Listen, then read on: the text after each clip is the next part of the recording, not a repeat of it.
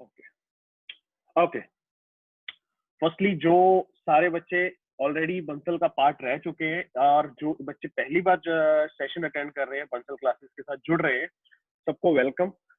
जो पुराने बच्चे हैं उनका भी वेलकम इस वजह से because now we are taking off with the senior division of Bansal classes में आप एंटर कर रहे हो, राइट। एक अलग फेज आपका स्टार्ट हो रहा है। बंसल क्लासेस के बारे में मैं ज्यादा आपको आज लेक्चर नहीं दूंगा, but eventually one thing is for sure कि दिस इज द ट्री जिसके अंडर आप लोगों को ये सारे फैकल्टीज प्रोवाइड किए जा रहे हैं, राइट। तो मेक श्योर कि आप लोगों को पता होना चाहिए कि कहाँ पे आप लेक्चर अटेंड कर रहे हो। बंसल क्लासेस कोटा सबने सुना होगा आई गेस। और सिंपल है बेटा, द क्वालिटी एंड जो भी आप लोगों को सिलेबस के विद इन रह के, ठीक है, जो एस्पेक्ट्स होते हैं आपके टॉपिक्स के, यू मेक श्योर कि सर आप लोगों को जो यहाँ पे हर चीज के बारे में नॉलेज दी जाएगी, it will be on dot, right. क्योंकि सब चीजें कोटा से प्लान्ड होती हैं। Every faculty is getting the guidelines from Kota. Study material, right. If we talk about study material, for sure आपको अगर आईआईटी के लिए जाना है, फॉर जेई जाना है, आप लोगों को एक बात आपके दिमाग में क्लियर रखनी है, study material is really plays a really important role, ठीक है, आपकी 2 साल की जर्नी में। बिकॉज आप लोगों को पता होना चाहिए कि ठीक है सर मैं जेई की प्रेपरेशन कर रहा हूँ। बिकॉज सबसे बड़ा प्रॉब्लम इज कई बच्चों को 2 साल पूरा प्रेपरेशन करते हैं, बट उनको और बाद में रियलाइज होता है कि सर शायद मैं अप टू द मार्क नहीं था, मे बी मैं एनसीईआरटी पे ज्यादा फोकस कर रहा था। NCERT is important but only NCERT is not enough. तो वी नीड टू रिमेंबर ये सारी चीजें, ठीक है। एंड स्ट्रिक्टली आपको एक बात मैं मेक श्योर कर दूं कि बंसल क्लासेस का मटेरियल आपके लिए बहुत इंपॉर्टेंट होगा, राइट। और इसी बंसल क्लासेस के अंदर बेटा आप लोगों का जो फिजिक्स का पार्ट होगा वो मैं लेने वाला हूँ। मेरा नाम है गीतजोत सिद्धू। आप लोगों को सिंपल सी कुछ फॉलो अप करनी है चीजें, जैसे कि मैंने पहले भी आप लोगों को शायद बता रखा है, आपको वहां पे मैंने मैसेज भी किया था कि अगर आप लोगों को फिजिक्स में तो यहाँ पे क्लासेस जो अपनी ऑनलाइन क्लासेस हैं इनको अच्छे से आप लोग डील करना चाह रहे हो, कुछ रूल्स हैं, सेट ऑफ रूल्स जो आपको बहुत अच्छे से आने चाहिए कि sir during lecture I will make sure कि मैं बिल्कुल भी ध्यान इधर उधर नहीं कर रहा, मेरे पास कॉपी पेन होगा, राइट। और एक जगह पे बैठ के कोई बच्चा फोन को हाथ में पकड़ के नहीं बैठेगा, दैट इज सीरियसली मतलब समथिंग कि आप लोग सिर्फ being present you are there, right. आप कॉपी पेन लेके बैठो। अब क्योंकि लास्ट टाइम अपन मिले थे डेमोस के लिए, now we are taking off with the batch, no doubt time अपने को पता है कि सर कुछ अभी कुछ क्लैरिटी नहीं आ रही कि कब तक ये लॉकडाउन चलेगा। It's all right, it's all right, right. Why I am saying this, because बेटा देखो अपने को अपनी तरफ से तैयार रहना है। इट्स इम्पोर्टेंट अपने लिए कि सर हाँ अपने को नहीं पता बट इवेंचुअली रेस है, मुझे अच्छे से आगे बढ़ना है, ठीक है। रेस को अपन अभी से स्टार्ट करेंगे। I am not going to wait कि कब लॉकडाउन वो हो। एक सेकंड, मुझे किसी बच्चे का मैसेज आया कि सर वॉइस प्रॉपर नहीं आ रही। मैं पूछूंगा पूनम मेरी आवाज क्लियर आ रही है आप लोगों को? ओके वेदांत प्लीज, एक थोड़ा सा इशू है नेटवर्क को आपने चेक करते रहना। जिन बच्चों को वॉइस का थोड़ा सा इशू आता है नेटवर्क को प्लीज चेक कर लो, राइट। नेटवर्क को चेक कर लो। ओके तो फिजिक्स के बारे में बेटा मैं ज्यादा आपको डिटेल में जाते हुए नहीं बताऊंगा कि सर ये ब्रांच वो ब्रांच। थोड़ा सा बेसिक स्टार्ट लेते हैं कि सर फिजिक्स की कहानी क्या है। ऑब्वियस सी बात है आप लोगों का 33% ऑफ द सिलेबस होगा फॉर जेई और नीट के लिए, ठीक है। आपका 33% ऑफ द पार्ट है। अगर मैं पूरे 3 सब्जेक्ट की बात करूं, 3 सब्जेक्ट में से एक सब्जेक्ट आपका फिजिक्स रहेगा। और महाराष्ट्र जो सीटी के लिए प्रिपरेशन कर रहे हैं उनके लिए भी बेटा 25% of the role is played by physics. अगर सिंपल सी तुम बात सोचोगे, मैं मार्क्स की बात नहीं कर रहा, मैं ओवरऑल बात कर रहा हूँ, ठीक है। अच्छा अगर तुम बात करोगे फिजिक्स की, सिंपल है बेटा, ज्यादा इसमें टेक्निकल जाने की जरूरत ही नहीं पड़ती अपने को। कुछ लॉजिकल पॉइंट्स होते हैं फिजिक्स के बारे में जो अपने को हमेशा हरदम अपने साथ रखने हैं कि sir physics is what, sir it's nothing but, अगर मैं बात करूं कि यार अपनी surrounding, right, we talk about our surrounding. यहाँ पे जितनी भी चीजें तुम लोगों को अपनी सराउंडिंग में दिख रही हैं, एवरीथिंग कर करा के इज लिंक्ड विद फिजिक्स, ठीक है। You will study it also, ठीक है। सारे यहाँ पे अप्लायंसेस चल रहे हैं, जो भी electrical appliances, you are going to study about electricity. और शायद आई गेस 10th में सभी बच्चे पढ़ के भी आए हैं, राइट। इलेक्ट्रिसिटी की बात होगी। फिर एक चैप्टर आया था लाइट नाम का, राइट, ऑप्टिक्स, उसको अपन 12th में जाके बोल देंगे ऑप्टिक्स। ऑप्टिक्स के अंडर सर, उसकी रूफ के अंडर सारी चीजें पढ़ेंगे अपन लाइट के बारे में, अच्छे से डिटेल में स्टडी करेंगे कि सर लाइट की कहानी होती क्या है, उसका नेचर क्या है, सर कौन कौन से फिनोमिना वो दिखा सकता है। कुछ फिनोमिना आएगा आप लोगों ने सुने भी होंगे, रिफ्लेक्शन सुना था सर, रिफ्रैक्शन सुना था सर, टोटल इंटरनल रिफ्लेक्शन सुना था सर, ये सब चीजें आपने सुनी सुनी लग रही होंगी। बट इसके साथ और बहुत कुछ ऐड हो जाएगा, बिकॉज ऑब्वियस ही बात है, अब आप सीनियर हो चुके हो, जब जाके ये पढ़ोगे 12th क्लास में, तब तक आपको बहुत कुछ और चीजें यहाँ पे एडअप की जाएंगी। जैसे इंटरफेरेंस की बात की जाएगी, पोलराइजेशन की बात की जाएगी, डिस्पर्जन की बात की जाएगी। ये भी कुछ फिनोमिना है, जैसे रिफ्लेक्शन एक फिनोमिना था कि क्या होता है रिफ्लेक्शन में, क्या होता था रिफ्रैक्शन में, वैसे ही कुछ और फिनोमिना ऐड हो जाएंगे। तो बेसिकली मेरा कहने का मुद्दा ये है कि सराउंडिंग में तुम देखोगे गाड़ियां चल रही हैं, दौड़ रही हैं, एक्सेलरेट हो रही हैं, डिस्टेंस कवर कर रही हैं, ये सारी की सारी चीजों में फिजिक्स की इन्वॉल्वमेंट तो फॉर श्योर रहेगी ही रहेगी, राइट।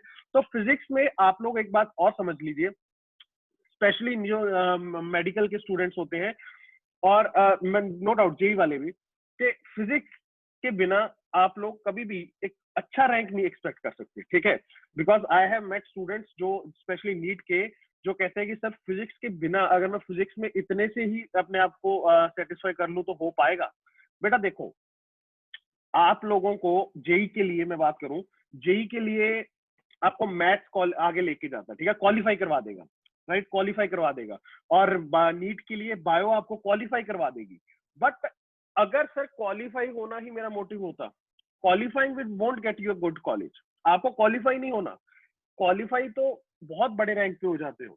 उसके बाद जब मुझे अपना रैंक पुश करना है, सर मुझे अगर टॉप 10,000 5,000 में और 1000 में टारगेट करना है, तो एक बात समझ लो कि फिजिक्स का रोल बहुत बड़ा रहेगा। और ये बात भी श्योर है बेटा, जिस बच्चे का इंटरेस्ट होगा फिजिक्स में ना, वो थ्रू आउट 2 साल वो फोड़ता रहेगा। और कई बच्चे तो ऐसे भी होंगे जो मोर देन सफिशिएंट पढ़ना स्टार्ट कर देते हैं, फिजिक्स में ही डूब जाते हैं, ठीक है, वो भी नहीं करेंगे, टाइम टू टाइम आपको गाइडेंस देते रहेंगे। क्योंकि फिजिक्स में जिसको मजा आने लग जाता है, देन इवेंचुअली वो बच्चा बहुत डिटेल में इसको स्टडी करने की कोशिश करता है, because it's interesting end of the day, ठीक है। But everything needs to be balanced, वो भी याद रखना।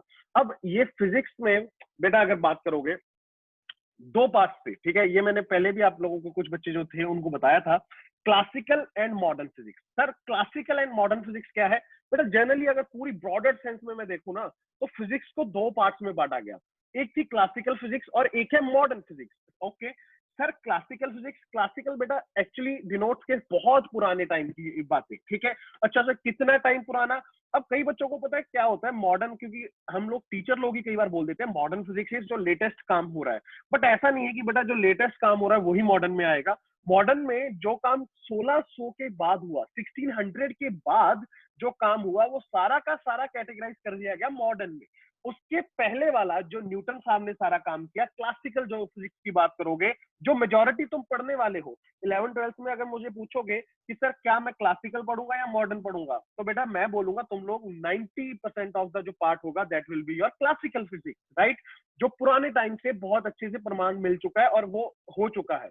ये न्यूटन का सबसे बड़ा रोल रहा था, जिसमें कि सर न्यूटन ने आके कुछ बहुत बड़ी बड़ी डिस्कवरीज की थी, कुछ बहुत बड़े बड़े अपने को चीजें बताई थी, जिसकी वजह से ये फिर आगे बढ़ा।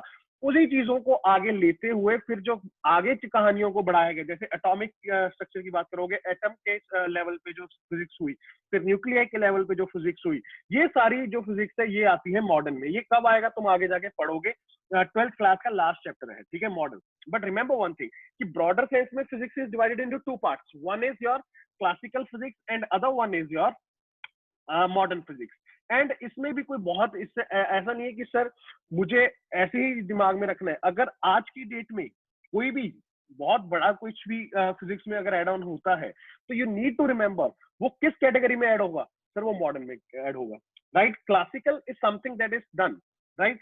बट एक बात और समझ लो, कुछ चीजें हैं जो क्लासिकल में अपन अज्यूम कर चुके थे, अब उसके बाद अज्यूम करने के बाद मॉडर्न में आके कुछ एड ऑन हो गया। बट जब आप क्लासिकल पढ़ोगे ना, तो उसमें आप लोग मॉडर्न के कंसेप्ट को इन्वॉल्व नहीं करोगे, क्योंकि ऑब्वियस ही बात है सर कि अगर मैं मॉडर्न को बीच में उसके घुसा दूंगा, तो पूरी की पूरी थ्योरी में कुछ ना कुछ डिफरेंस आ जाएगा। तो कहाँ पे ये मैं बात कर रहा हूँ, कैसे ये मैं बात कर रहा हूँ, ये आप आगे जाके समझोगे।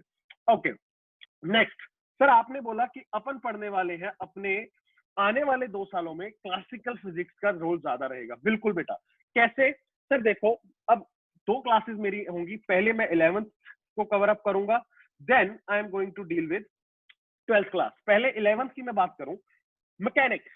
अब देखो, मैकेनिक्स दिखने में आपको लग रहा होगा सर एक नाम में खत्म कर दिया सर, 5-4 ही चैप्टर दिख रहे हैं तो 11 तो बहुत छोटी लग रही है। ऐसा कुछ नहीं है बेटा, ये सिर्फ मैंने एक ब्रॉड अम्ब्रेला बनाया है जिसके अंदर बहुत सारे चैप्टर है। मैकेनिक्स एक ऐसी चीज है जो आपकी 11th में मेजोरिटी टाइम चलने वाली है। मेजोरिटी मतलब टोटल टाइम में से मेजर टाइम इसको लगेगा। अब ध्यान से सुनना, मैकेनिक्स क्या है सर? मैकेनिक्स बेटा कुछ नहीं है, थोड़ा बहुत तो जानता है, 9th क्लास में भी तूने मैकेनिक्स पढ़ी थी। अच्छा, कैसे यार? याद करो थोड़ी सी कहानी कि अगर मैं बोलूं कि कोई भी बॉडी सर मोशन में है, मोशन चैप्टर था एक 9th क्लास में, आपको याद होना। अब यहाँ पे वही कहानियों को थोड़ा सा और इन डेप्थ पढ़ेंगे। सर मोशन की बात होगी, बिल्कुल होगी सर, और भी कुछ बात होगी, यस। अब बेटा मोशन सिर्फ तुम जो पढ़ के आए थे ना, वो लीनियर मोशन पढ़ के आए थे। यहाँ पे आने के बाद आप मोशन एक स्ट्रेट लाइन में जो बॉडी जा रही है उसको भी पढ़ोगे। अच्छा, मोशन इन अ प्लेन भी पढ़ोगे, ओके। उसके बाद motion of a body in circular motion भी पढ़ोगे, ओके। सर अगर एक बॉडी अपनी एक्सिस के अबाउट घूमती है तो रोटेशनल मोशन भी पढ़ोगे, ओके। तो ये सारी की सारी कहानियां समअप करके किसके अंदर डाल दी गई? मैकेनिक्स के अंदर। तो कुछ आपको जो फिजिकली मुझे सराउंडिंग दिख रही है सर, जो बॉडीज दिख रही है, उन बॉडीज की कहानियां यहाँ पे अपन स्टडी करेंगे in the category of mechanics, जो क्लास 11th का पार्ट है। और मेजर टाइम अपन मैकेनिक्स पढ़ेंगे, बट आप लोगों को याद रखना है कि मैकेनिक्स ही है, अगर आप कमांड कर गए तो एक बात समझ लो, 12th में भी आपको यही हेल्पफुल होगा। क्यों ऐसा? क्या सर मैकेनिक्स की जो कहानियां है वो 11th तक ही सीमित है? मैं कहूंगा नो।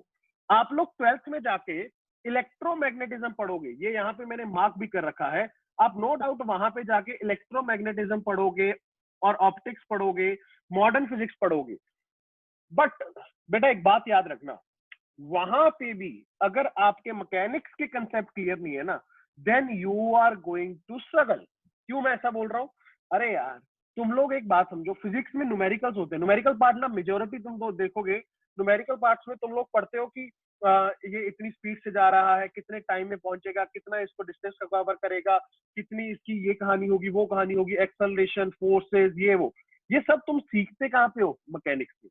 मैकेनिक्स में सीख के उसके बाद जब मैं इलेक्ट्रो में जाऊंगा, जहां पे मैं बात करता हूँ ये इलेक्ट्रिसिटी जो तुम पढ़ के, छोटा सा पार्ट, ठीक है, इलेक्ट्रोमैग्नेटिज्म का, तो वहां पे भी तुम लोग ये सारी की सारी एप्लीकेशंस को यूज करने वाले हो। और अच्छा क्वेश्चन जब भी आएगा, तुम बोलोगे सर अच्छा क्वेश्चन आया, तो बेटा अच्छा क्वेश्चन वो तभी बन जाएगा जब वो कंसेप्ट उठाएगा इलेक्ट्रोमैग्नेटिज्म के और उसके अंदर डाल के रख देगा मैकेनिक्स।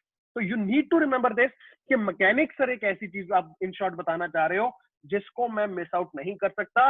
अगर मुझे फिजिक्स में overall JEE, NEET, Maharashtra, CET कोई भी एग्जाम में अच्छा करना है तो मैकेनिक्स इज समथिंग मुझे अच्छी करनी ही पड़ेगी। और ये बात सत्य है, आप इस चीज को जितना भी कोशिश कर लो, you can't deny this, right? तो आई होप आप लोगों को मेरी कुछ बातें समझ आई हो।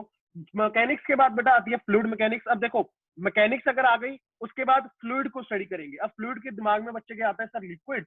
बेटा नहीं, सिर्फ लिक्विड नहीं, गैसेस को भी फ्लूइड बोलते हैं, ठीक है।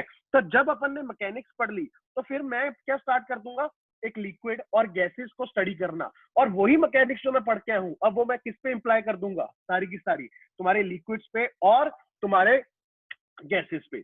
थर्मोडायनेमिक्स, थर्मोडायनेमिक्स तुम लोग एक्चुअली पढ़ते हो केमिस्ट्री में भी, बट यहाँ पे भी आके पढ़ोगे। यहाँ पे आके सिर्फ क्या फिर डिफरेंट हो जाएगा? कुछ डिफरेंट होगा, नो डाउट। यहाँ पे फिजिक्स के फंडास होंगे जो अपन इंप्लीमेंट करेंगे। आप लोग वो केमिस्ट्री में ऑलरेडी पढ़ चुके होंगे, बट यहाँ पे आके क्या चेंज आएगा वो भी आपको बताया जाएगा। उसके बाद waves and oscillation. Waves and oscillation sir बेटा नाम से क्लियर है, तुम लोगों ने शायद अगर मुझे याद है 9th क्लास में साउंड वेव्स पढ़ा था, याद है? Sound, right? वहां पे तुम बात करते हो कि सर साउंड जा रही है, साउंड आ रही है, उसके कुछ जो बेसिक बेसिक फैक्टर्स होते हैं, right? Amplitude, extreme position, mean position, था कुछ, ठीक है, मैं ज्यादा डिटेल में नहीं जाऊंगा। अब ये सारी चीजों के बारे में आपने बहुत हल्की फुल्की बात की। यहाँ पे आके बेटा आप बहुत डिटेल में स्टडी करोगे ऑसिलेशंस को। एक बहुत बढ़िया सा चैप्टर भी आएगा, सिंपल हार्मोनिक मोशन, फिर आप स्टडी करोगे मैकेनिकल वेव्स को, और ये वेव्स का कोई कहानी ऐसा नहीं है सिर्फ एक ही जगह नहीं जुड़ा रहता, ये हर जगह जुड़ जाएगा। आगे जाके ऑप्टिक्स जो लाइट होगा, लाइट में भी जाके ये चीज पढ़ाई जाएगी आप लोगों को, ठीक है। तो वेव्स एक ऐसा टॉपिक है जो काफी जगह फैला हुआ है। फिर करंट में एसी, ठीक है, एसी करंट, वहां पे भी आपकी वेव्स की बातें होनी स्टार्ट हो जाएंगी। तो यू नीड टू रिमेंबर, ये ब्रॉडर सेंस में 11th क्लास ये 4 टॉपिक्स में बटी हुई है, mechanics, fluid mechanics, thermodynamics and your waves and oscillations. You just need to remember कि सर ने कुछ ऐसा बताया था। तो अपन सबसे पहले जो स्टार्ट करेंगे वो किससे करेंगे, मैकेनिक्स से करेंगे।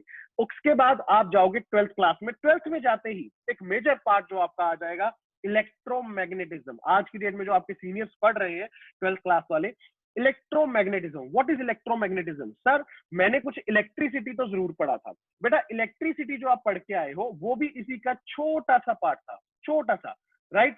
तो अब एक बात ध्यान से सुन लेना, यहां पे अगर मैं बोलूं इलेक्ट्रोमैग्नेटिज्म, सर फिर क्या हुआ? बेटा एक बहुत बड़ी छतरी है, अम्ब्रेला, जिसके अंदर बहुत सारे चैप्टर थे, उसमें से एक चैप्टर जो तुम्हारा था इलेक्ट्रिसिटी, वो भी होगा।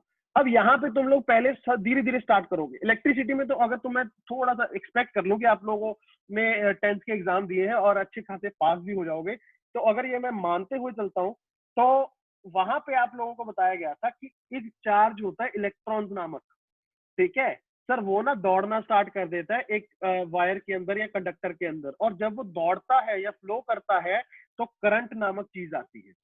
बेटा वहां पे तूने सीधा भगाया चार्ज को, यहाँ पे तू पहले चार्ज को रोकेगा, फिर रोक के स्टडी करेगा, उसको बोलेगा इलेक्ट्रोस्टैटिक्स, ठीक है। और उसके बाद इलेक्ट्रोस्टैटिक्स के बाद सर चार्ज को दौड़ाया जाएगा, चार्ज दौड़ेगा फिर बन जाएगा इलेक्ट्रिसिटी। अच्छा सर दौड़ेगा तो उसके साथ कुछ मैग्नेटिज्म का भी रोल आ जाएगा, मैग्नेटिक प्रॉपर्टीज भी शो करता है वो, मैग्नेटिक फील्ड भी बना देगा, तो फिर मैग्नेटिज्म के बारे में पढ़ेगा।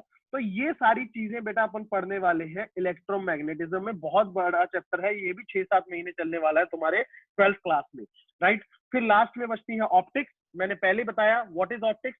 सर लाइट को स्टडी करोगे क्या? बिल्कुल बेटा, जो लाइट है तुम्हारी सराउंडिंग में, इसको कैसे कितनी डिटेल में अपन जाएंगे, ये सब पढ़ोगे, इसके द्वारा दिखाए गए सारे के सारे फिनोमिनन, ठीक है, वो सबको अपन स्टडी करेंगे ऑप्टिक्स के अंदर। लास्ट जो आपने बोला सर फिजिक्स का दूसरा पार्ट मॉडर्न फिजिक्स।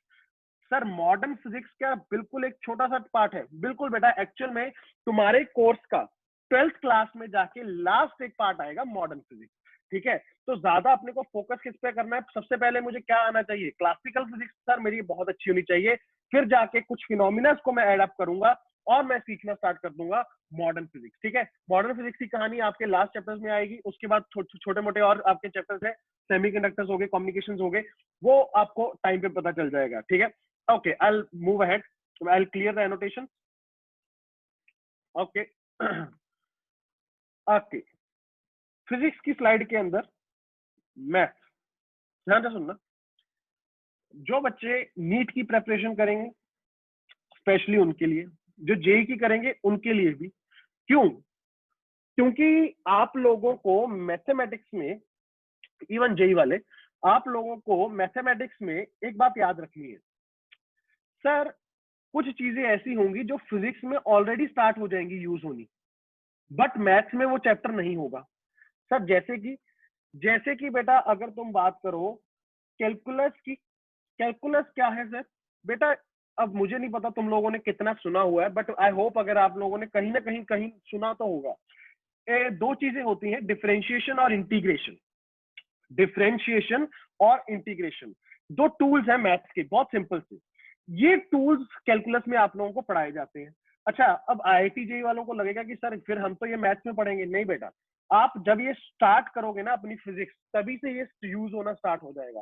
तो सर फिर बेटा आपको जो इनिशियल पार्ट ऑफ जो मैथमेटिक्स है, जितना फिजिक्स में यूज होने वाला है वो मैं पढ़ाऊंगा, राइट। वो चाहे नीट के स्टूडेंट्स हो, चाहे वो आपके जेई के स्टूडेंट्स हो, तो आपका जो मैथ्स का जो पार्ट अपनी फिजिक्स में यूज होगा, वो एक तो मेजर जो रहता है कैलकुलस रहता है, और ट्रिग्नोमेट्री जो आप पढ़ के भी आए हो। ये दो चीजें आप लोगों को आनी चाहिए, क्योंकि फिजिक्स में बार बार इनका यूज आएगा। And one thing is for sure, मेरा ये स्लाइड डालने का मोटिव ही ये था कि if we are not good with math, physics में अपन लोग स्ट्रगल कर सकते हैं। क्यों सर? यार एक बात समझो, मान लो मुझे फिजिक्स का सारा कुछ आता है, मुझे पूरा कंसेप्ट क्लियर है कि सर मुझे ये क्वेश्चन पता है, मुझे पता है कि कैसे बॉल फेंकोगे तो बॉल ऊपर जाएगी, तो सर कहाँ पे रुकेगी, क्या होगी क्या नहीं होगी। बट एक बात समझ, अगर अपन उसको अप्लाई नहीं कर पा रहे, अप्लाई करने के लिए क्या चाहिए, फिजिक्स चाहिए क्या ना, अप्लाई करने के लिए कंसेप्ट को आपको मैथमेटिक्स चाहिए, आपको स्टडी करना है, कैलकुलेट करना पड़ेगा, ठीक है, कैलकुलेशंस आर इंपॉर्टेंट।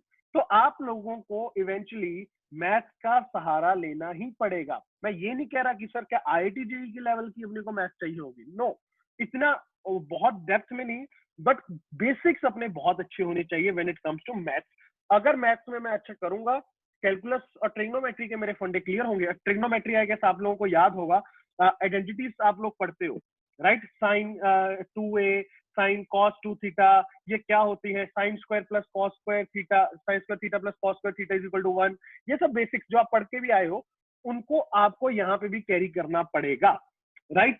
तो कैलकुलस और trigonometry, two parts of mathematics that are really important for me when I am going to study physics. I hope आप लोगों को ये मेरा पॉइंट क्लियर हो गया हो कि मैथ्स के साथ अपन कभी भी हल्के में नहीं खेलेंगे, तो मैथ्स को मुझे साथ में लेके चलना ही पड़ेगा, बिकॉज इवेंचुअली अगर मैं फिजिक्स के कंसेप्ट सीख गया, देन ऑल्सो उसको हेल्प करेगा मुझे अच्छे से आंसर तक पहुंचने के लिए मैथ्स।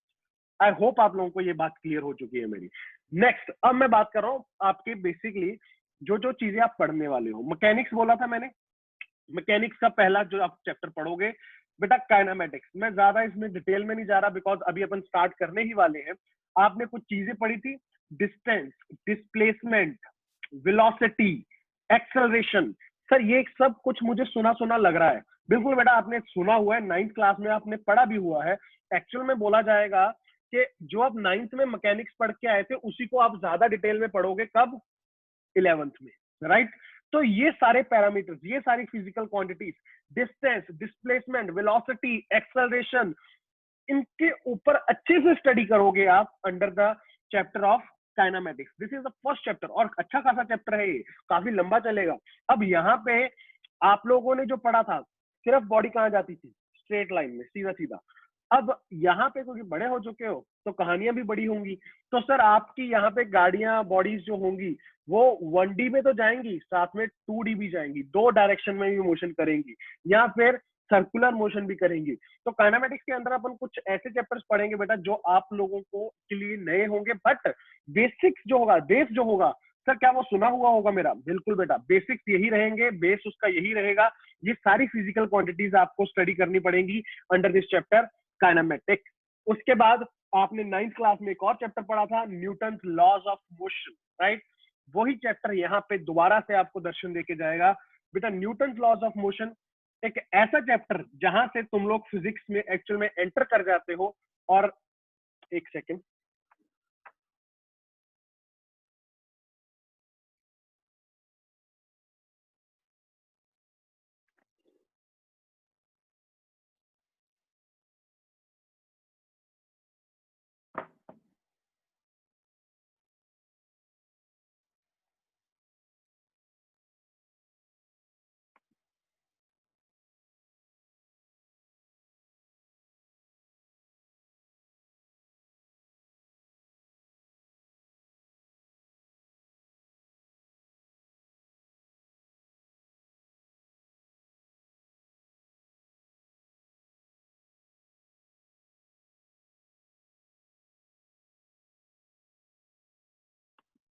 हेलो, पूरा आवाज आ रही है?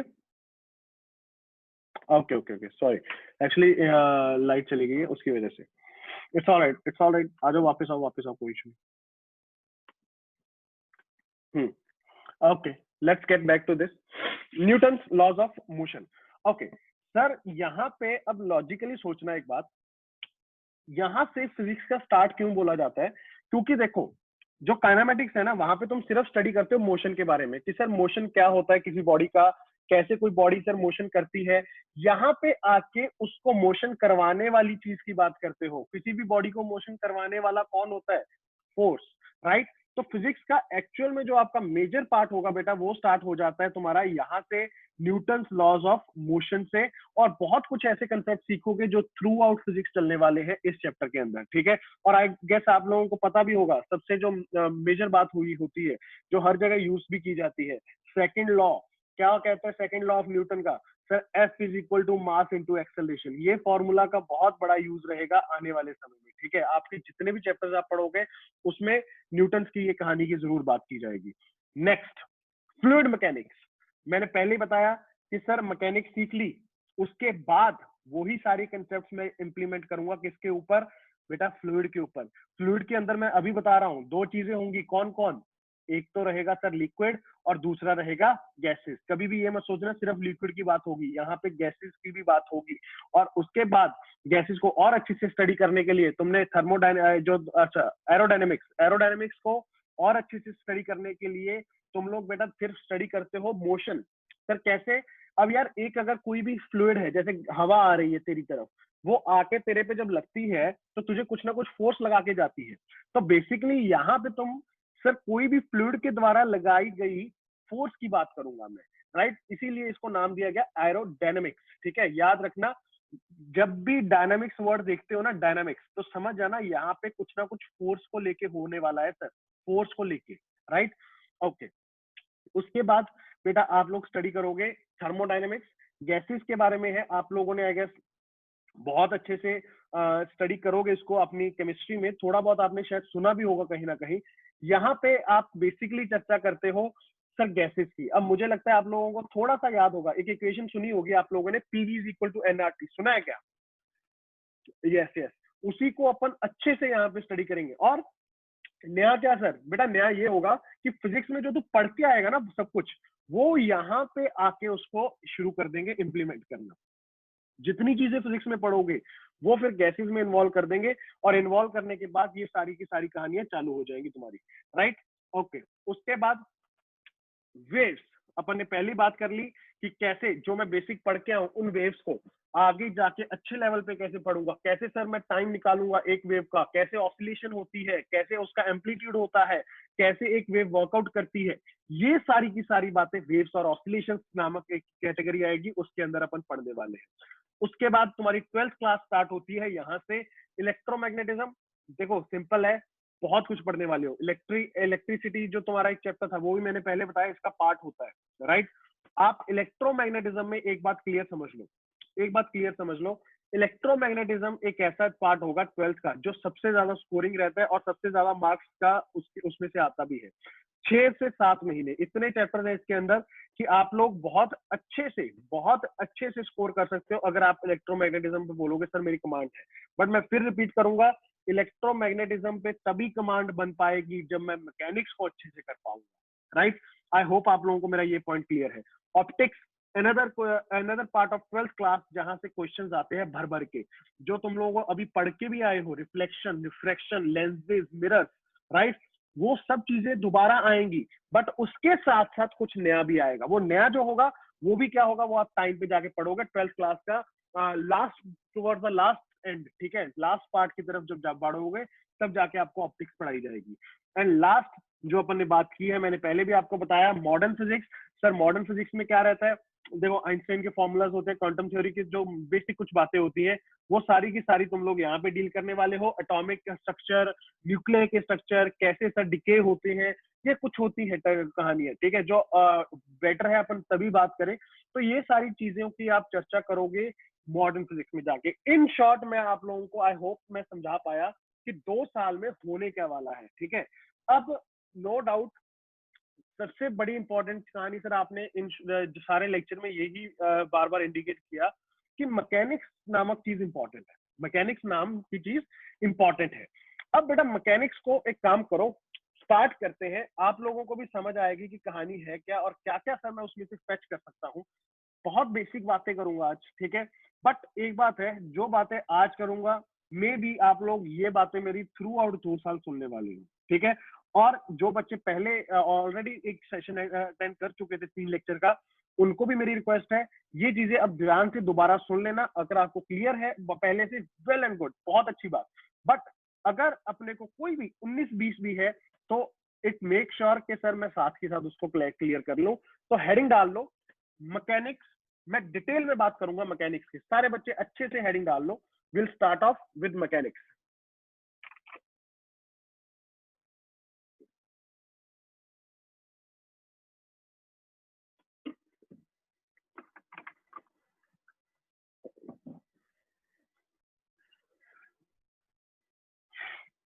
आओ सारे बच्चे, मुझे एक बच्चे का मैसेज आया था किसी का, आई डोंट नो वो डिलीट हो गया। ओके, जनरल डिस्कशन में बाद में कर लूंगा, ठीक है, 1-to-1 डिस्कशन, कोई इशू नहीं है, लास्ट में अपन डिस्कशन करेंगे, डोंट वरी।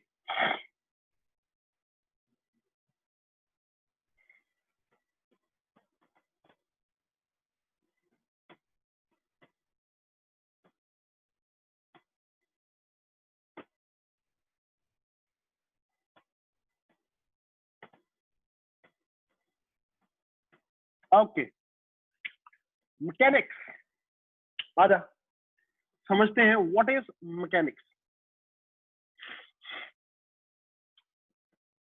फॉरमोस्ट पार्ट, अगर आप लोगों को जो अपन प्रीवियसली आपको मैंने सिर्फ इतना ओवरव्यू दिया कि क्या 2 सालों में पढ़ने वाले हैं, अब बात करते हैं कि सर जो फर्स्ट अपने को सबसे पहले टक्कर लेनी है वो कौन सा पार्ट है, मैकेनिक्स। मैकेनिक्स सर 11th में क्या मेजोरिटी पार्ट यही वो चीज है जिसको अपन पढ़ने वाले हैं?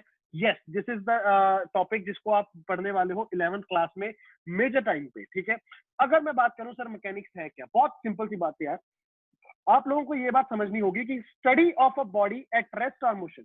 मेरी बात ध्यान से सुनिए, आप लोग कई बार कंफ्यूज हो जाते हो, आप लोग काइनेमेटिक्स और मैकेनिक्स को ना आपस में कंफ्यूज कर लेते हो, बट मैं जो बता रहा हूँ उसको ध्यान से सुनो, आप लोग समझ जाओगे कि कहानी है क्या। अगर मैं बोलूं सर कोई भी body which is in the state of rest और in the state of motion, any body which is in the state of rest और in the state of motion, अपन खट से बोल देंगे कि मैं किस बॉडी को स्टडी कर रहा हूँ, किस कैटेगरी ऑफ फिजिक्स को स्टडी कर रहा हूँ, मैकेनिक्स को। जब भी आप बॉडी के वहां पे पोजीशन चेंज करने या ना करने की बात हो रही होगी और तुम बैठ के उसको स्टडी करते जा रहे होगे, तुम बोलोगे कि सर मैं मैकेनिक्स पढ़ रहा हूँ। अब मेरी बात यहाँ पे, अब देखो पहला क्वेश्चन मेरा यहीं पे राइज हो गया, रेस्ट और मोशन। देखो पहली कहानी है, आप लोगों ने सबने सुना हुआ है, मैं 101% श्योर कि आप लोगों ने सबने रेस्ट और मोशन सुना हुआ है, बट मेरा क्वेश्चन आप लोगों से दोबारा, क्या लगता है क्या होता है रेस्ट और क्या होता है मोशन? आई होप आप लोगों की तरफ से कुछ आंसर्स आएंगे, खटाखट मुझे आंसर भेजते रहो, खटाखट आंसर भेजते रहो। जल्दी से ऐसे ऑन डॉट आंसर चाहिए मुझे, ये नहीं कि सर होता है मोशन चलता है, ऐसा नहीं, थोड़ा सा मतलब टेक्निकली सोच के बताना मुझे कि टेक्निकली सर मैं क्या बोल सकता हूँ। आओ आओ आओ, bring in your answers, very good सारे बच्चे।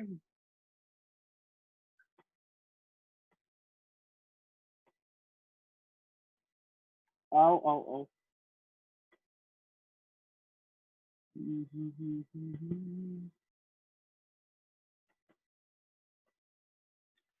ओके, फर्स्ट आंसर आया मेरे पास, if a body is moving with respect to time, very good Poonam, very good, it depends on our reference point, yes Rishabh, very good बेटा, you have a point there, बहुत अच्छी बात, आपका point clear है पूनम, बहुत अच्छे बेटा, very good. Okay okay okay okay, और देव गटेचा, देव गटेचा वो बैठा है, हाँ हाँ आन दे, कुछ तो विचार रखो अपने, वाले रहो।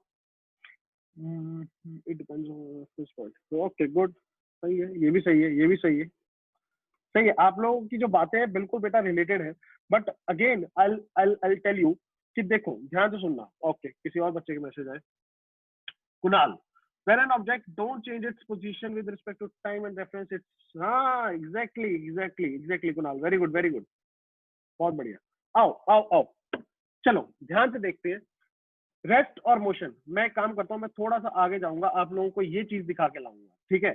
अब यहाँ पे ना यार तुम लोग एक छोटा सा मेरा आपसे निवेदन है कि आप लोग दोबारा सुन लेना अगर आपने इवन सुना हुआ, इंपॉर्टेंट है, क्योंकि नए बच्चे को ये मिस आउट हो गया तो फिर मैं उनकी 2 साल जान खाता रहूंगा कि ये मैंने बताया था, और ये क्रिस्टल क्लैरिटी से अपने दिमाग में आज फिट करेंगे जो नए बच्चे भी हैं, ठीक है, और जो पुराने हैं, अगर आपके कुछ मिस आउट हो गया था तो आप लोग भी ध्यान से सुनना। Rest and motion sir 2 common terms है जो मैं बहुत बार सुन चुका हूं अपनी लाइफ में, मानते हो। अब एक बात सुनना ध्यान से, अगर सर मैं कभी भी बात करूं बॉडी की रेस्ट पे होने की, या फिर मैं बात करूं बॉडी को मोशन में होने की, देखो 3 चीजें हैं, 3 पैरामीटर है सर मुझे जो चेक करने पड़ेंगे, कौन कौन से? बेटा सिंपल है, देखो अगर मैं बात करता हूं कि कोई बॉडी को मैंने बोला रेस्ट पे है, सर कैसे बोलूंगा? सिंपल इमेजिन करो कि सर सामने मेरे गाड़ी खड़ी है, मैं खड़ा होकर देख रहा हूँ कि हाँ भाई कोई सामने गाड़ी खड़ी, लॉजिकली सोचना कि सर अगर मैंने देखा सर टाइम में निकलते जा रहा है, time is important, remember that, sir time निकलते जा रहा है और गाड़ी वहीं के वहीं खड़ी है, मैं यहाँ पे खड़ा होकर देख रहा हूँ, गाड़ी सर अपनी पोजीशन चेंज नहीं कर रही, तो तुम बोल देना कि सर जी गाड़ी is in the state of rest. अब मेरी बात ध्यान से सुनना, तुमने देखा, तुमने टाइम को नोटिस किया, टाइम के निकलने के साथ पोजीशन चेंज नहीं हुई, तीन चीजें थी सर, कौन कौन? सर तुम, मतलब मैं, सेकंड सर टाइम, फिर पोजीशन। एक बात याद रखो, ये तीन पैरामीटर है जो अपने को हमेशा चेक करने हैं, position, passage of time and observer. Sir ध्यान से सुनने वाली बात, कभी भी अगर वो पोजीशन चेंज नहीं करेगा, डज नॉट चेंज, तो यू नीड टू रिमेंबर कि sir does not change the position, it is rest, and if it changes its position then it is motion. किसके रिस्पेक्ट में? सर ये सब चीजें इंपॉर्टेंट है। सर क्यों आप इतना फोकस कर रहे हो? देखो पोजीशन तो चेंज होनी चाहिए, सब मानते हो, पोजीशन चेंज होगी तभी मोशन होगा, और अगर नहीं होगी तो रेस्ट होगा, मान गए सर। उसके बाद दूसरी पॉइंट, टाइम का सर आप क्यों इतना फोकस दे रहे हो कि टाइम निकलने के साथ? बेटा एक बात समझना, एक आगे जाके भी तुम चीज पढ़ोगे, ठीक है, फिजिक्स में अपन पहले चैप्टर काइनेमेटिक्स में ही बार बार यूज करूंगा मैं, इंस्टेंट, ठीक है, इंस्टेंट। अब एक बात सिंपल है, अगर तुम लोग इंस्टेंट की बात करते हो कि एक इंस्टेंट पे सर क्या होगी कहानी, यार एक इंस्टेंट होता है ना, एक क्षण, एक क्षण में अगर मैं किसी चीज को ऑब्जर्व कर रहा हूं, तो क्या वो चीज अपनी पोजीशन चेंज कर पाएगी? एक इंस्टेंट पे कोई भी बॉडी, जैसे एक बात समझो, कोई गाड़ी जा रही है, तो हमने उसको फोटो क्लिक किया, पिक्चर क्लिक करके, वो जब आपने पिक्चर क्लिक किया, वो पिक्चर में वो इंस्टेंट पे उसकी पोजीशन आई, क्या वो उस इंस्टेंट पे अपनी पोजीशन चेंज कर सकता है क्या? पॉसिबल ही नहीं है सर, इमेजिन करो ये बात। अब यहाँ पे मैं वही आपको समझा रहा हूँ कि अगर कभी भी मुझे रेस्ट और मोशन को सर स्टडी करना है, तो मुझे तीन पैरामीटर्स का फोकस ध्यान रखना पड़ेगा। सर फर्स्ट वन इज कि वो पोजीशन चेंज कर रहा है या नहीं कर रहा, और किसके निकलने के साथ? टाइम के निकलने के साथ, और with respect to the observer. यहाँ पे जैसे अपन ने देखा गाड़ी को, वहां पे बेटा मैं ऑब्जर्वर था, बट एक बात क्लियरली समझ लो, ऑब्जर्वर जरूरी नहीं है हमेशा तुम ही हो सकता है आपको क्वेश्चन में एक सिचुएशन बना के दी जाए और बोला जाए विद रिस्पेक्ट टू वन गाड़ी, with respect to the other गाड़ी। अच्छा सर, एक गाड़ी दूसरे के रिस्पेक्ट में, सर इसका मतलब मान ले, और मुझे जल्दी जल्दी से सारे बच्चे आंसर देना, अगर दो गाड़ियां जा रही हैं, राइट, दो गाड़ियां जा रही हैं पैरेलल टू ईच अदर, अगर बेटा वो पैरेलली एक दूसरे के साथ में जाएंगी, एक सेकंड, हाँ आवाज आ रही है ना Poonam? Okay okay okay, I hope disconnect नहीं हुआ क्योंकि लाइट चली गई। ओके, अगर दो गाड़ियां बेटा आपस में पैरेलली जाएंगी, you need to remember one thing. अब मैं तेरे से पूछूं, एक गाड़ी दूसरे के रिस्पेक्ट में रेस्ट पे है या मोशन पे? सोच के बताना मुझे आंसर, थोड़ा सा दिमाग लगाना, सारी चीजों को देखो। ऋषभ का आंसर आया rest, okay, Redmi, okay rest, rest, good, rest, okay okay, majority कह रहे हैं rest, okay okay Harshvardhan, good good, okay, motion because speed can be different, हाँ ओके, मैंने बोला था स्पीड सेम होगा, पुनः मैंने बोला था, ओके, अच्छा ये बिल्कुल सही है, फिर तो ये इसकी मुझे नाम नहीं पता कौन है, रेडमी नाम लिखा हुआ है, ये इनकी बात बिल्कुल सही है कि वो स्पीड पे, अगर स्पीड दोनों की सेम हुई, पैरेलल जा रही है, अच्छा मैंने बोला पैरेलल जा रही है तो ऑब्वियसली बात है स्पीड सेम होगी।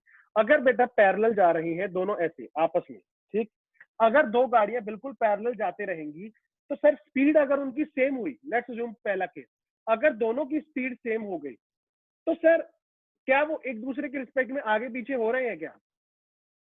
नो, बिल्कुल ऐसे पैरेलल जा रहे हैं। सर अब एक ने दूसरे को देखा कि टाइम तो निकला भाई, पर तेरी पोजीशन मेरे रिस्पेक्ट में नहीं चेंज हुई, अगर उसकी पोजीशन रिस्पेक्ट में मेरे चेंज नहीं होगी, तो भाई मेरे लिए तो वो कौन सी स्टेट में होगा? He will be in the state of rest. And you need to remember this कि सर कभी भी अगर बॉडी चाहे वो मोशन में हो, अब तुम्हें पता है दोनों गाड़ियां भाग रही थी, बट बेटा क्योंकि वो एक दूसरे के रिस्पेक्ट में पोजीशन चेंज नहीं करेंगी, तो तुम बोलोगे कि सर वो बॉडी किस में होगी? रेस्ट पे, राइट।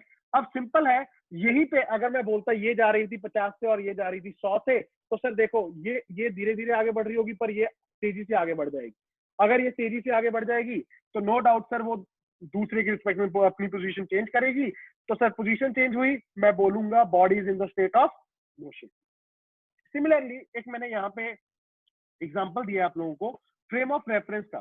सर यहाँ पे कुछ मेरे पास दो लोग हैं सर, एक है ए, एक सेकेंड, और ये बहुत कॉमन एग्जांपल है, अगर आपने पहले भी मोशन पढ़ा था तो आप लोगों ने नो डाउट आपको वहां पे भी ये चीज शायद बताई गई हो। ये है B and this is C. Logical है, बहुत सिंपल है सर, मैं ऐसे खट से आपको एनालाइज करके बता सकता हूँ क्या। सर अगर मान लो ए और बी आर सिटिंग इन अ बस, और वो बस में बैठ के आगे को बढ़ते जा रहे हैं। अगर ए और बी आगे बढ़ रहे हैं, अब मेरी क्वेश्चन को समझना, अगर ए और बी आगे बढ़ रहे हैं, सी साइड पे खड़ा होके देख रहा है। अगर ए से पूछोगे कि बी कौन से स्टेट में, रेस्ट पे या मोशन पे, बेटा ए बोलेगा he is in the state of rest, because दोनों बैठे हैं, दोनों बैठे एक दूसरे को देख रहे हैं, बस के साथ आगे बढ़ रहे हैं। सर ए बोलेगा बी रेस्ट पे, बी बोलेगा ए रेस्ट पे, क्योंकि वो भी पोजीशन नहीं चेंज कर रहा। बट यही बात अगर सी को पूछी जाए जो कि बाहर रुका हुआ था, बेटा वो खट से बोल देगा कि A and B are in the state of motion. Why? Because sir वो तो साइड पे खड़ा था, वो बस को देखेगा, बस के साथ दोनों जा रहे हैं, तो ए और बी दोनों सी के लिए मोशन पे। अच्छा एक और ट्विस्ट लेके आता हूं, अगर मैं बोलूं ए और बी से पूछा जाए सी के बारे में कि सी का है में, रेस्ट पे या मोशन पे, तो क्या लगता है आपको? अगर ए और बी से पूछा जाए कि सी किस में, रेस्ट पे या मोशन पे? पूनम का मोशन में आया, okay. Rishabh is also motion, okay. संभव, ओके। मैं ओके मोशन। हर्षवर्धन का है रेस्ट पे, दामिनी का है मोशन पे, ओके ओके। देव का है मोशन, मोशन वाले राव, गुड। आजा देख, मैं पूछ दिखाता हूँ। लॉजिकली सोचते हैं सर, इसमें कुछ ज्यादा रॉकेट साइंस नहीं है यार। ए और बी खुद जा रहे थे, राइट, खुद चल रहे थे। अब एक बात मेरी समझ लो, कभी भी कभी भी ऑब्जर्वर अपने आप को मोशन पे नहीं मानता, ये सत्य है, ये सर्व सत्य है दुनिया का। कैसे? बेटा एक बात समझो, जो आदमी ऑब्जर्वर होता है ना, जो ऑब्जर्व कर रहा होता है, वो अपने आप को रेस्ट में मानता है और दूसरों को देखता है, चाहे वो खुद चल रहा हो, और जो रुकी हुई चीजें हैं उसको लगती है वो मोशन में है। जैसे एक बात समझ, तुम गाड़ी में जा रहे हो, तुम्हारी गाड़ी चल रही है, पर तुम लोग जब निकलते हो खट से, आप लोगों के सराउंडिंग में ट्रीज होते हैं, ठीक है, रोड के सराउंडिंग में ट्री है या पेड़ है जो भी, वो आप लोगों को लगते हैं खट से पीछे गए, राइट। अब अगर आपसे कोई पूछता है कि, अब देखो लॉजिकली मत चलना, यहाँ पे थोड़ा सोचना, आप लोगों को हमेशा ऐसे लगता है कि वो पीछे को गए, राइट। सिमिलरली एक एग्जांपल देता हूँ आपको रेफरेंस पॉइंट की। जैसे कि एक बात होती है कि मेरा फ्रेंड मेरे पास मुझे मिलने आ रहा है, लेट्स अज्यूम, राइट। मैं मान लो पंजाब में हूँ, मेरा फ्रेंड है जलगांव में, वो जलगांव से लेट्स अज्यूम चला, जब लॉकडाउन बंद हो गया, वो जलगांव से मेरे पास आया। अब वो ट्रेन में है, मैं यहाँ पे उसकी वेट कर रहा हूँ, मान लो मैं स्टेशन पे खड़ा होकर उसकी वेट कर रहा हूँ। अब मुझे अगर कोई पूछेगा कि भाई क्या कर रहा है, मैं बोलूंगा यार मेरा फ्रेंड आ रहा है, राइट, मेरा फ्रेंड आ रहा है। सिमिलरली अगर ट्रेन में बैठे हुए मेरे फ्रेंड को कोई पूछेगा कि भाई क्या लगता है, कहाँ क्या करने जा रहे हो, कहाँ कहाँ जा रहे हो, तो वो पता क्या बोलेगा, वो बोलेगा कि बठिंडा का स्टेशन आ रहा है। देखो अब ये जनरल कॉमन अपन डेली लाइफ में यूज करते हैं ये कहानियां। वो बोलेगा स्टेशन आ रहा है, मैं बोलूंगा ट्रेन आ रही है, राइट। तो अगर तुम समझना चाहो, हम दोनों अपने आप को काहे में मान रहे हैं कि मैं रेस्ट पे हूँ, मैं रेस्ट पे हूँ, दूसरी चीजें चल रही है, हालांकि चल वो रहा है, वो बठिंडा के पास आता जाएगा, बट वो बोलेगा नहीं स्टेशन आ रहा है, स्टेशन आने वाला है। और ये सब डेली लाइफ में भी अपन यूज करते हैं। तो ऑलवेज रिमेंबर वन थिंग, जो ऑब्जर्वर होता है वो हमेशा अपने आप को रेस्ट में मानता है, और ये चीज के ऊपर आप बहुत डिटेल में बात करोगे रिलेटिव मोशन पे, ठीक है। जब रिलेटिव मोशन की बात आएगी मैं सब चीजें दोबारा से आपको याद करवाऊंगा, बट अभी के लिए for now you need to remember, A और बी दोनों आपस में एक दूसरे के लिए रेस्ट में, सी के लिए मोशन पे, ए और बी के लिए सी बी मोशन में। क्यों? सर वो बैठ के देखेंगे, पहले वो आगे खड़ा था, फिर वो पास आते गए सी खट से पीछे निकल गया, अब वो बोलेंगे सी तो भाई साहब मोशन में था, पोजीशन चेंज कर रहा था, उसके रिस्पेक्ट में अगर पोजीशन चेंज करेगा तो वो मोशन में ही बोलेगा। तो आई होप आप लोगों को ये पॉइंट समझ आ गया, और लिख लेना कि ए और बी आपस में एक दूसरे के लिए रेस्ट में, ए और बी सी के लिए मोशन में, सी ए और बी के रिस्पेक्ट में मोशन में। आई होप आप लोगों को ये चीजें क्लियर हो चुकी हैं। आई मूव हेड आगे वाली कहानियों पे। Okay okay, in the case of coordinate geometry origin is the reference point. अब मेरी बात ध्यान से सुनना, अपन ने बार बार बोला ना पोजीशन पोजीशन की पोजीशन हो रही है चेंज या नहीं हो रही। अब एक बात बताओ, अगर कोऑर्डिनेट ज्योमेट्री, सब बच्चे जानते हैं कोऑर्डिनेट ज्योमेट्री, ऐसा घबराने की बात नहीं है, तुम लोगों ने ग्राफ वगैरह सबने पढ़ रखे हैं थोड़े बहुत, ठीक है। वहां पे अगर मैं बोलूं कि कोई पार्टिकल, कोई भी बॉडी है 3,2 पे, ठीक, अब तुम क्या समझते हो 3,2? सर एक्स पे 3, वाई पे 2, समझते हो? 3,2 से एक्स पे 3, वाई पे 2, जहां पे ये पॉइंट मिलेगा वो पॉइंट पे अपनी बॉडी बैठी है। अगर मैं आपको बोल दूं कि यार बॉडी चली गई कहां पे, सर वो 3,2 से चली गई, लेट्स अज्यूम 3,3 पे, कहीं ना कहीं सर ऊपर चली गई, लेट्स अज्यूम 3,3 पे चली गई, दिस इज योर 3,3। अब एक बात सोचो, अगर तुम लोगों को फील आ रहा हो, क्या ये बॉडी बेसिकली सर मूव कर गई, कहां से कहां पे, यहां से यहां, हाँ या ना? अगर पोजीशन चेंज हुई तो क्या तुम बोलोगे बॉडी मोशन में तो आई होगी सर? अच्छा सर, आपने फिर रेफरेंस क्या बोला? अरे भाई ये जो 3 है, कहां से 3? ओरिजिन से। 2 कहां से? ओरिजिन से। पहले सर ओरिजिन से वाई पे 2 यूनिट ऊपर था, अब वो 3 यूनिट चला गया, तो मैं क्या समझ गया कि बॉडी मोशन में आई होगी। तो रिमेंबर दिस थिंग, कोऑर्डिनेट में तुम कहां किसको अपना रेफरेंस पॉइंट लेके चलते हो, ओरिजिन को लेके चलते हो। डिटेल में मैं बात करूंगा और इसके ऊपर मोशन में जाके, ठीक है, जब अपन काइनेमेटिक्स का चैप्टर अच्छे से स्टार्ट कर देंगे। आई होप आप लोगों को ये मेरा पॉइंट सिंपल सा समझ आया कि क्या मैं कहना चाह रहा था। जो ग्राफिकली तुम लोग रिप्रेजेंटेशन करते हो, अगर मैं तुझे पोजीशन भी दूंगा आगे फ्यूचर में कि एक बॉडी 1,2 से 3,5 चली गई, तो आप लोगों को समझ आना चाहिए कि सर वो बॉडी पहले कहां पे थी और फिर कहां पे थी। सर ये किसके रिस्पेक्ट में? ओरिजिन के रिस्पेक्ट में, राइट? तो इतना अगर आपको पॉइंट क्लियर है, आई मूव अहेड, ठीक है। अब ये यहाँ पे मैंने नीचे बेटा कुछ बना रखा है, यहाँ पे अगर मैं आपसे पूछूं कि बॉडी की अगर तुम बात करोगे, कार की बात करोगे, 10 मीटर लिख रखा है, क्या लगता है ये 10 मीटर यहां से वो यहाँ पे चला गया? अच्छा, अगर सर यहाँ से यहाँ पे चला गया, कहने का मोटिव क्या है? अगर देख मैं तुझसे थोड़ा सा टेक्निकली बोलूं तो कहने से ये उसकी इनिशियल पोजीशन है और ये वाली उसकी फाइनल पोजीशन है, सब मान जाओगे मेरी बात, राइट? एक उसकी इनिशियल पोजीशन है, एक उसकी फाइनल पोजीशन है। ओके, क्या कहना चाह रहे हो? मैं ये तेरे से पूछना चाह रहा हूं कि ये जो 10 मीटर लिखा हुआ है और ये जो 10 मीटर लिखा हुआ है, दोनों में डिफरेंस क्या है? What is the difference between these two? दोनों में डिफरेंस क्या है? एक में सर आपने सीधा 10 मीटर लिखा और एक में ये एरो लगा रखा है और साइड में आपने कुछ डायरेक्शंस भी दी हुई है, नॉर्थ ईस्ट वेस्ट साउथ। दोनों में डिफरेंस क्या फिगर आउट कर पा रहे हो? ये सोच समझ के कोई मुझे बता सकता है तो please let me know.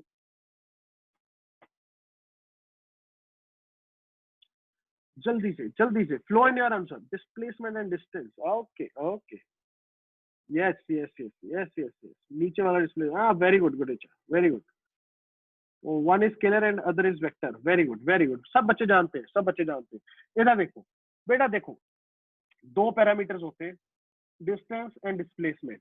Distance, sir अगर मैं बोलता हूँ गाड़ी चली 10 मीटर, मान गए चली 10 मीटर, अब वो 10 मीटर चली, बस इतना पता है, तो मैं बोलूंगा कि ये क्या बताया जा रहा है मुझे? डिस्टेंस, बॉडी का डिस्टेंस कितना है चलने का। अगर मुझे बता दिया जाए 10 मीटर टुवर्ड्स ईस्ट, सर अगर ईस्ट मेंशन कर दिया गया, डायरेक्शन दे दी गई, तो मैं समझ जाऊंगा कि गाड़ी ने एक्चुअल में 10 मीटर ईस्ट डायरेक्शन में चला। तो ये तो सर डायरेक्शन के साथ अटैच हो गई, तो सब बच्चों को जो मुझे आंसर भी आ रहे हैं स्केलर वेक्टर बोल रहे हैं। तो वेक्टर क्वांटिटी है। और वेक्टर क्वांटिटी कौन सी होती है बेटा तुम्हारे पास?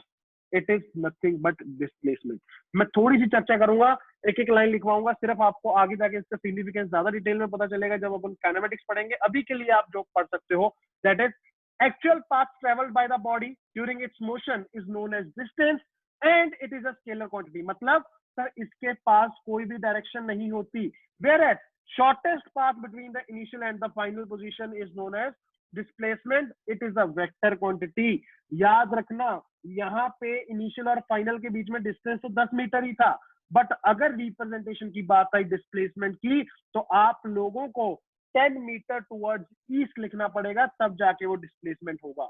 अदरवाइज आप लोग नहीं कह सकते कि सर मैं डिस्प्लेसमेंट की बात कर रहा था, राइट? तो you need to remember this कि हमेशा डिस्टेंस और डिस्प्लेसमेंट दोनों की चर्चा होगी बेटा। यहाँ पे distance is a scalar quantity whereas displacement is the vector quantity, right? And whenever we talk about scalar and vector, सब बच्चों के दिमाग में बहुत अच्छी से चीजें बढ़ी होंगी, ठीक है? बहुत बच्चे बोलते हैं और जो बैठे भी हैं कि सर देखो कहानी क्या है, क्यों मैं बता रहा हूँ, डिटेल में जा रहा हूँ। देखो तुम्हारा एक चैप्टर मैं पढ़ाऊंगा तुम लोगों को बिफोर इवन काइनेमेटिक्स, जिसका नाम होगा वेक्टर्स, ठीक है? मैंने बताया था मैं क्या पढ़ाऊंगा, एक तो मैथमेटिक्स पढ़ाऊंगा बेसिक, ठीक है, बेसिक मैथमेटिक्स। एक चैप्टर होता है वेक्टर्स जो आपको फिजिक्स स्टार्ट करवाने से ही पहले पढ़ाया जाता है। फिर एक चैप्टर आता है तुम्हारा छोटा सा यूनिट्स एंड डायमेंशंस, ठीक है? तो ये तीनों चैप्टर्स आपको पहले ही पढ़ा दिए जाएंगे before even starting with kinematics. अब ध्यान से सुनना, कहानी क्या है सर? बेटा कहानी ये है, अगर मैं फिजिक्स की बात करूं, नो डाउट अपन ने सर जनरली बात की कि सर फिजिक्स क्या, सर सराउंडिंग को पढ़ने जा रहा था। अगर सराउंडिंग को पढ़ने जा रहा था, जिसने सराउंडिंग को पढ़ा, अब वो चाहता था कि सर वो सराउंडिंग को पढ़ के एक दूसरे को कम्युनिकेट करे, होना चाहिए सर। ऑब्वियस सी बात है, अगर किसी ने कोई स्टडी की है अब वो दूसरों को तो वो चीज एक्सप्लेन करेगा। अब वो जब बेटा एक दूसरे को एक्सप्लेन कर रहा है करेगा, तो वहां पे उन्होंने इंट्रोड्यूस कर दी फिजिकल क्वांटिटी। जब ये फिजिकल क्वांटिटीज को इंट्रोड्यूस किया गया, तो ये जो फिजिकल क्वांटिटीज थी जो फिजिक्स में एक दूसरे को एक्सप्लेन करने के काम आती है, सर उनको दो कैटेगरीज दे दी गई। एक्चुअल में रादर तीन दे दी गई, बट तुम लोगों के लेवल पे अपन सिर्फ स्टिक करते हैं दो के साथ, scalar and vector quantities. What are scalar quantities and what are vector quantities, इसके ऊपर बेटा अपन थोड़ी सी बात करेंगे बिकॉज इट इज इंपॉर्टेंट। अब मुझे पता है सब बच्चों के दिमाग में कुछ ना कुछ फॉर श्योर है कि सर स्केलर होता है ये और ये होता है वेक्टर, बट मैं एक बात फिर से तुम लोगों को रिपीट कर दूं, कुछ भी चीजें मिस नहीं करनी, अपने को प्रॉपर जो टेक्निकल डेफिनेशन है वो दिमाग में रखनी है। आज की डेट में अगर 12th के बच्चों को भी किसी को पूछोगे वो भी गड़बड़ करते हैं, बिकॉज वो टेक्निकली थोड़ी सी चीजों को मिस आउट कर देते हैं। व्हाट आर दो चीजें सर जिनको वो मिस आउट करते हैं, जो मैं नहीं करूंगा, वो ये है बेटा, अगर मैं कभी भी स्केलर क्वांटिटी की बात करूंगा, remember all the quantities which can be completely represented with the help of its magnitude and a unit, उनको अपन बोलेंगे स्केलर क्वांटिटी। सर एक नंबर और एक यूनिट के साथ अगर मैं कोई भी चीज को अच्छे से रिप्रेजेंट कर पाया, जैसे सर मैंने बोला कि मैं सब्जी लेके आया, कितनी 2 kg, sir 2 number, KG unit, काम खत्म। यूनिट भी बेटा उतना ही इंपॉर्टेंट है जितना नंबर है। अगर मैं बोलूं कि मैं 2 लेके आया, क्या तुम लोग मेरी बात समझ पाए? अगर मैं कंप्लीटली अपने आप को समझा ही नहीं पाया तो भाई साहब अपनी कम्युनिकेशन में प्रॉब्लम है। और फिजिकल क्वांटिटीज का काम ही ये था कि तू मुझे अच्छे से समझा पाए और मैं तुझे अच्छे से समझा पाऊं। तो you need to remember sir number के साथ साथ unit plays also plays a very important role. Unit अगर चेंज हो गया, अगर यहाँ पे मैं बोलता 2 ग्राम, सब कुछ चेंज हो जाता, राइट? 2 kg कुछ अलग कहानी है, 2 ग्राम कुछ अलग कहानी है। तो यू नीड टू रिमेंबर कि सर एक क्वांटिटी जो कि सिर्फ एक नंबर और यूनिट के साथ रिप्रेजेंट कर दी जाए, उसको बोलूंगा मैं एक स्केलर क्वांटिटी। एग्जांपल आपके सामने है। टाइम कभी भी अगर सोचोगे, क्या टाइम को तुम कभी भी ऐसे बोलते हो क्या कि सर 10 मिनट टुवर्ड्स नॉर्थ, क्या डायरेक्शन होती है क्या टाइम के पास? ना, सीधा सीधा बोलते हो 10 second, distance 10 kilometre, 15 kilometre, right? Distance, मैं डिस्प्लेसमेंट की बात नहीं कर रहा, डिस्टेंस की बात कर रहा हूं। तो ऑलवेज रिमेंबर मास 5 kg, राइट? 5 kg, क्या कोई डायरेक्शन होती है? ना। तो ऑलवेज रिमेंबर कि सर जब भी सिर्फ एक नंबर और एक यूनिट लगेगा उसको किसी भी क्वांटिटी को कंप्लीटली रिप्रेजेंट करने के लिए, मैं बोलूंगा कि यहाँ पे स्केलर क्वांटिटी की बात हो रही है, राइट? उसके बाद अगर बात करोगे वेक्टर्स की, Sir, all the physical quantities that can be completely represented with the help of a number unit as well as a direction are known as vector quantities. Sir, direction लगती है इन quantities को, yes. और उसके साथ साथ बेटा एक और मेरी बात को बिल्कुल ऐसे दिल पे लिख लेना कि ये कंप्लीट ये भी नहीं है कि नंबर यूनिट और डायरेक्शन ना, ये कंप्लीट डेफिनेशन नहीं है सर। क्यों? क्योंकि बेटा इनको लॉज ऑफ वेक्टर भी फॉलो करने पड़ते हैं। कई फिजिकल क्वांटिटीज ऐसी भी होती हैं जिनके पास नंबर यूनिट और डायरेक्शन तो होता है बट वो लॉज ऑफ वेक्टर को फॉलो नहीं करते। और अगर सर वो लॉज ऑफ वेक्टर को फॉलो नहीं करेंगे तो आप लोगों को मेरी बात ध्यान से सुननी है, वो वेक्टर क्वांटिटी नहीं कहलाएंगी। तो सर नंबर यूनिट और डायरेक्शन के साथ साथ उनको लॉज ऑफ वेक्टर भी फॉलो करने पड़ते हैं। तो बेटा ये कंप्लीट डेफिनेशन हो चुकी है वेक्टर की। quantities represented with the help of number unit and direction and they must follow laws of vector, such quantities are known as vector quantities। Examples आपके पास बेटा बहुत सारी हैं, आपने शायद 9th क्लास में भी पढ़ी होंगी। Velocity, displacement, acceleration, force, right. जैसे पता होना चाहिए कि सर डायरेक्शन कौन सी है। अब डायरेक्शन रिप्रेजेंट करने के अलग अलग मेथड्स हैं जो आप आगे आने वाले टाइम में सीखोगे। और एक बात सुन लो, अगर यहाँ पे डायरेक्शन मैं बोल ही रहा हूँ, डायरेक्शन को रिप्रेजेंट कैसे करते हैं सर? ग्राफिकली अगर मुझे कभी रिप्रेजेंट करना पड़ा तो मैं कैसे सर रिप्रेजेंट कर सकता हूं? तो बेटा एक बात याद रखना, a vector is always represented with the help of an arrow. एक एरो से रिप्रेजेंट कर सकते हो। अच्छा सर, और बेटा एरो से भी कैसे? तुझे सिंपली एक बात याद रखनी है कि सर उसका एक होगा इनिशियल पॉइंट और एक होगा final point. Initial point you can state के इज बेसिकली सर जहां से वो आ रहा है, और सर जो हेड होगा फाइनल पॉइंट सर जहां को वो गया या फिर जहां को वो जा रहा है। ऑलवेज रिमेंबर, कभी भी याद रखना कि एक वेक्टर क्वांटिटी को रिप्रेजेंटेशन का कंप्लीट मेथड इज, अगर मैं ग्राफिकली बात करूं या डायग्रामेटिकली बात करूं तो it is represented with the help of an arrow and direction उसकी रिप्रेजेंट हो जाएगी एरो से, और जो उसकी लेंथ होगी वो रिप्रेजेंट होगी बेटा करेगी उसका मैग्नीट्यूड। अगर मैं सिंपली तुझे बोलूं कि लेट्स जो मेरे पास एक ग्राफ था, राइट, ये मान लो ये ग्राफ है, राइट। अब इस ग्राफ में मैंने बोला कि एक बॉडी इधर को चली गई, ए बॉडी इधर गई और ये गई, एक second I will draw this, okay. A blue is A body and this is B body, ठीक। And let's assume this is A and this is B. अगर मैं आपको सिंपली पूछूं कि ग्राफ को देख के बताओ कौन सी बॉडी की डिस्प्लेसमेंट ज्यादा थी, अब लॉजिकली सोच के बताना। सर आपने बोला एरो से डायरेक्शन रिप्रेजेंट हो गई, दोनों की डायरेक्शन अलग है ये तो समझा, बट ए ज्यादा चला या बी ज्यादा चला, कौन सा? मैग्नीट्यूड कैसे रिप्रेजेंट करते थे? लेंथ से। अगर यहाँ पे देखोगे किसके एरो की लेंथ ज्यादा है, ए या बी? B, right. तो आई कैन क्लियरली स्टेट कि सर बी की displacement is greater as compare to A. जल्दी से इसको एग्जांपल के तौर पे डाल लो और समझ लो कि क्या मैं बताना चाह रहा था आप लोगों को यहाँ पे। उसके अलावा यहाँ पे एक और चीज समझ लो बेटा कि कभी भी अगर मुझे क्वेश्चंस में या मैं ऐसे देखना पैराग्राफ में सर क्वेश्चन लिखा हुआ है और वहां पे मुझे कभी भी वेलोसिटी को रिप्रेजेंट करना है, एक्सेलरेशन फोर्स को रिप्रेजेंट करना है, या कोई भी क्वांटिटी को रिप्रेजेंट करना है जो कि एक वेक्टर है, तो बेटा उसके ऊपर एक ऐसे एरो लग जाएगा, सिंपल है, राइट। और या फिर उसको कैसे लिखा जाएगा, कुछ अच्छी किताबों में देखोगे तो उनको ऐसे बोल्ड करके भी लिखा जाता है, ठीक है, बोल्ड कर दिया जाता है।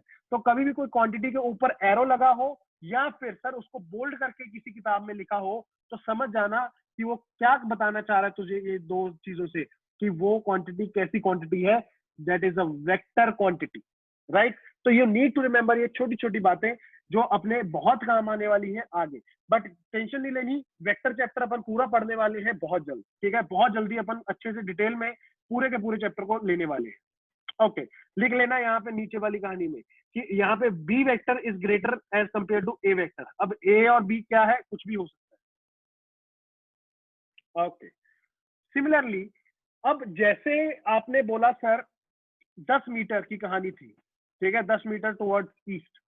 यहाँ पे अब देखो कोई गाड़ी है, 50 मीटर चली 10 सेकंड में, लॉजिकल है कि सर मैं बहुत प्यार से बता सकता हूं कि उसकी स्पीड 5 रही होगी अगर वो कांस्टेंट स्पीड से जा रही है, ठीक है। 50 मीटर चली 10 सेकंड में, तो हर सेकंड में कितना चली? 5 मीटर, डिवाइड करके बता दिया सर, राइट। अब 5 मीटर तो चली, अगर मैं बोलूं कि 5 मीटर पर सेकंड टुवर्ड्स ईस्ट चल रहा है बॉडी या गाड़ी, क्या समझा सर? अगर डायरेक्शन ऐड कर दोगे तो वो क्या बन जाएगा? सुना था बचपन में कि velocity is a vector quantity और speed is a scalar quantity. तो अगर मैं बोलूं कि sir 5 metre per second towards right और towards east, then you are basically talking about velocity. अगर मैं बोलूं body is moving with 5 metre per second, then you are talking about speed. तो प्लीज नोट दिस डाउन। और definition आपको बचपन वाली याद है कि स्पीड क्या था? Distance travel per unit time. एक सेकंड में चलने वाला बेसिकली डिस्टेंस क्या होगा? स्पीड होगा। और डिस्प्लेसमेंट क्या होगा कि सर एक सेकंड में किस डायरेक्शन में कितना जा रहा है या कितनी डिस्प्लेसमेंट की है उसने एक सेकंड में, that is your velocity. Note कर लो। And it is a vector quantity, it is a vector quantity. This is important, note it down fast fast.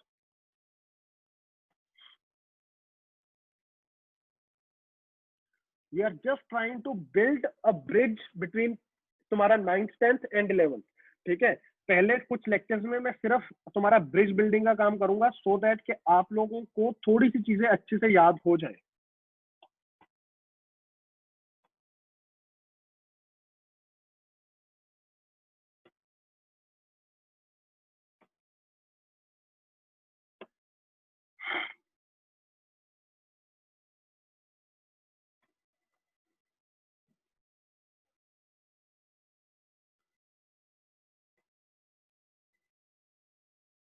Okay, note it down.